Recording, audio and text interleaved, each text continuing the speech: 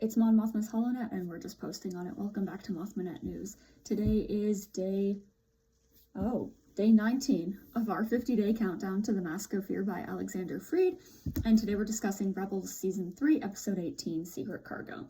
This episode is the first time Mon is mentioned, and the first time she appears in Rebels. It's also my favorite episode in the show. Honestly, the positioning of it is just banger after banger after banger at that point in time in Rebels, and it's just awesome. So the Ghost crew, Hera, Ezra, Zeb, and Chopper, are sent to help an important vessel to Bail Organa refuel. And while waiting, a HoloNet broadcast comes through where Mon is giving her speech condemning the Gorman massacre and declaring it Palpatine's fault. When they meet up with this vessel, the Empire finds them, damages the vessel, causing them to have to evacuate it onto the Ghost. We discover that the secret cargo is Mon Mothma, who, because of her speech, has been made to flee Coruscant, or risk capture and probable ultimate death, or wishing she was dead. So not great. So this ties in so much with what we see of what goes on throughout Andor Season 1 with her seditious activity. It is seditious activity. But she has to be more discreet and subtle before this point, right? She can't directly name Palpatine responsible for the things that are happening. She couldn't have made this speech before now. Saving the Empire from the Emperor is something that she was often jokingly accused of doing, but here she is doing it in the extreme. It's the point where she can't hide anymore. We see in Andor her discussing the situation on Gorman on a couple of occasions, but while we know that the massacre was the tipping point, there has to be more to it than that. Like, what other circumstances fell into place for her to be able to do this in that moment and use this as her, like, kind of last straw with the Senate. We find out in Season 2 of Andor, because this event falls into that portion of the timeline. I don't know if we're gonna get a full, like, reenactment of Secret Cargo. I feel like it's gonna be like, oh, maybe we see her leave Coruscant, and then the next time we see her, she'll be elsewhere, right? Dantooine, Yavin 4, one of those places. Mon takes time while on the Ghost to talk to Hera about the differences between fighting on the front lines of the war and fighting in the Senate. She wishes that her words had more of an impact, but I think that both she and Hera know how important words are. And now that Mon is out of the Senate, she is much more able to let her actions speak as well. While she had to be quiet about it before, now she's much safer to speak and actually act against the Empire, because she is no longer basically in their clutches. That is brought up several times throughout Andor, and it ties into this as well, how she's boxed in, she's trapped on Coruscant. She hasn't, like she says to Tay in announcement, she hasn't been home all year. We don't know if it's just been that year, but she has not left Coruscant in quite some time.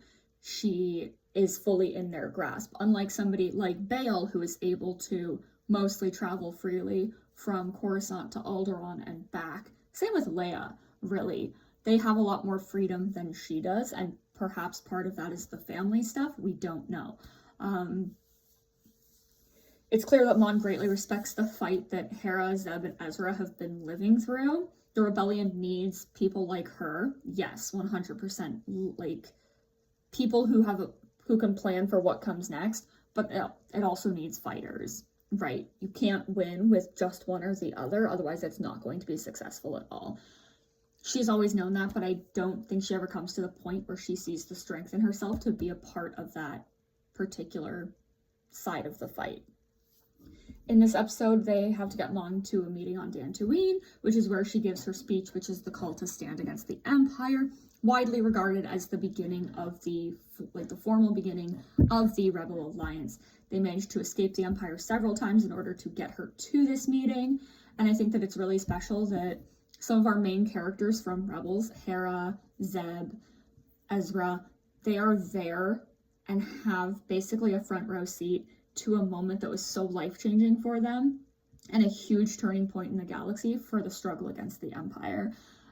This speech unites the various rebel cells into the Alliance.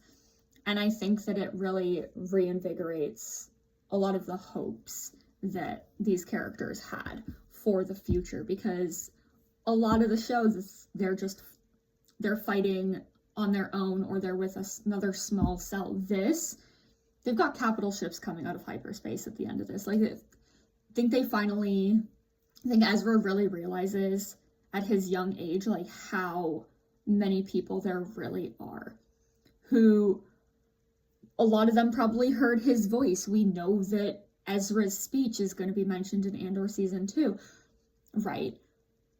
And how many people would have used that in their own personal rebellion, listened to his words and felt them, and realized that they wanted to stand against the Empire. That if Ezra Bridger, a teenage boy from a planet in the Outer Rim, if he is brave enough to stand up against the Empire and say these things and fight and fight and fight, they have that strength too, right? And I think that, you know, because each one of the members of the Ghost crew informs the different rebel journeys of the others, it's very much a family in that regard, and that they are all rebels, but they all have something to learn about what kind of rebel they are and what kind of leader they are from the family that they are part of.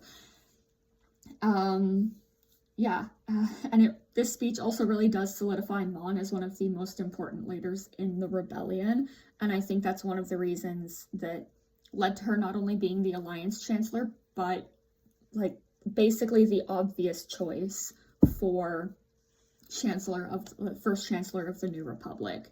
They felt like, hey, she's put her life on the line a lot.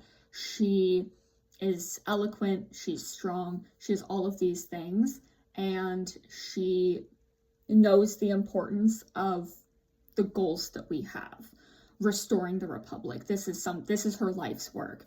And yeah, I don't think that if Bail had survived to see the New Republic, I don't think he would have wanted the position of Chancellor, because I think that he would also have chosen Mon.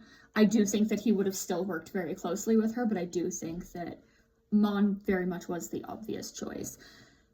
And now she clearly has the freedom to be in hiding, which is a weird thing to say, but like now she doesn't have to worry that somebody is watching her at every single turn.